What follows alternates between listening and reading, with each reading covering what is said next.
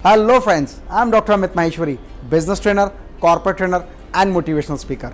मैं आप सभी का स्वागत करता हूं आज के इस इंफॉर्मेटिव वीडियो में। फ्रेंड्स, आज मैं आपको एक रियल केस स्टडी के बारे में बताऊंगा जिसको जानकर आप ये समझ पाएंगे कि आपको कौन कौन सी सावधानियां अपने बिजनेस में बरतना बहुत ज़रूरी है। एक बिजनेसमैन मेरे पास आए और बहुत परेशान थे। उन्होंने मुझसे कहा कि सर, मैं एक ऐसी प्रॉब्लम का सामना कर रहा हूँ जिस प्रॉब्लम को मैंने खुद क्रिएट किया है, जबकि उसके लिए पेमेंट मैं दे चुका हूँ। मैंने कहा मैं आपकी बात समझ नहीं पा रहा, आप क्या कहना चाह रहे हैं। जब उस बिजनेसमैन ने अपनी सारी बात एक्सप्लेन की तो मेरी समझ में आया कि बेसिकली प्रॉब्लम कहाँ है और किस तरह से वो प्रॉब्लम में फंस चुके हैं। फ्रेंड्स, उस बिजनेसमैन ने मुझे बताया कि सर, हमारे पास दो तरह के लोगों से डील करते हैं हम लोग। एक वो जो B2B सेगमेंट में आते हैं, जो हमें रॉ मटेरियल सप्लाई देते हैं, और जितने भी लोग हमें रॉ मटेरियल सप्लाई देते हैं वो कंपनीज हैं। वो बिना बिल के, बिना चेक के कभी भी हमें रॉ मटेरियल सप्लाई नहीं देते। और जो लोग हम लोगों से मटेरियल खरीदते हैं वो सारे एंड यूज़र हैं, और एंड यूज़र कभी भी हमसे बिलिंग कराने के लिए तैयार नहीं होता। तो मैंने कहा कि अगर बिलिंग करेंगे नहीं, परचेज होगी लेकिन सेल नहीं होगी, तो आपका स्टॉक तो निरंतर बढ़ता जाएगा। इस समस्या का समाधान क्या था आपके पास?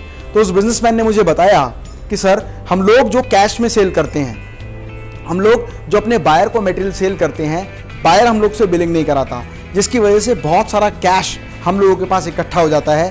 तो मैंने अपने सप्लायर से, अपने वेंडर से एक रिक्वेस्ट किया कि सर, मैं आपको टैक्स देने के लिए भी तैयार हूँ, मैं आपसे बिलिंग कराने के लिए भी तैयार हूँ, लेकिन मेरा एक रिक्वेस्ट है कि मैं ये चाहता हूँ कि आप मुझे बिल दें, मुझे विद टैक्स मटेरियल सप्लाई करें, लेकिन मेरे पास फंड वाइट में अवेलेबल नहीं है, बैंक में अवेलेबल नहीं है। मैं आपको सारी की सारी पेमेंट कैश देता जाऊंगा, और जब कभी मेरे पास वाइट में एंट्री होगी तो वो पेमेंट देकर मैं आपसे रिफंड ले लूंगा।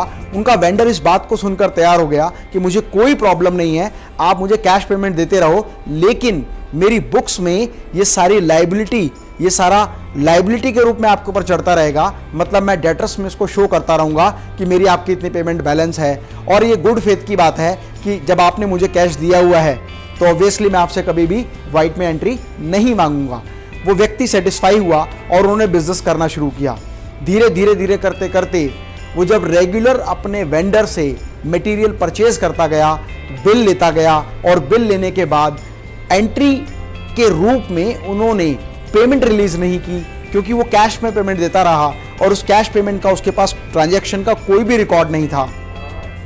धीरे धीरे करते करते अपनी बुक्स में लाइबिलिटीज में शो करने लगे कि हमने मटेरियल परचेज किया लेकिन पेमेंट नहीं की। करते करते करते करते वो पेमेंट जो धीरे धीरे 4-5 लाख से शुरू हुई, वो 4 से 5 करोड़ के आंकड़े तक पहुंच गई।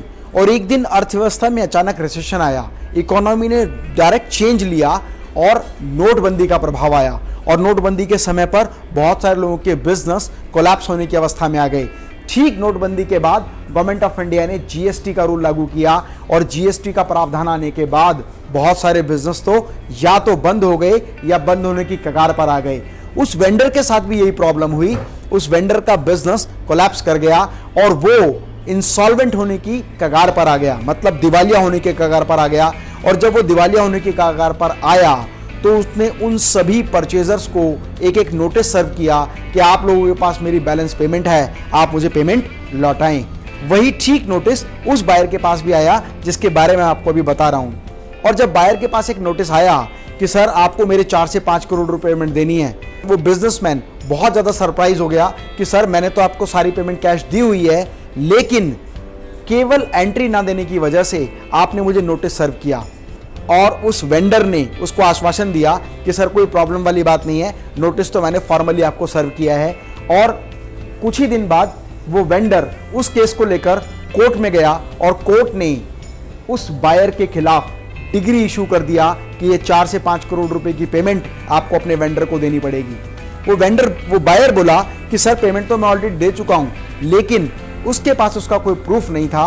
और बाद में वो सारी की सारी पेमेंट उस वेंडर ने दोबारा से रिकवर कर ली उस बिजनेसमैन से।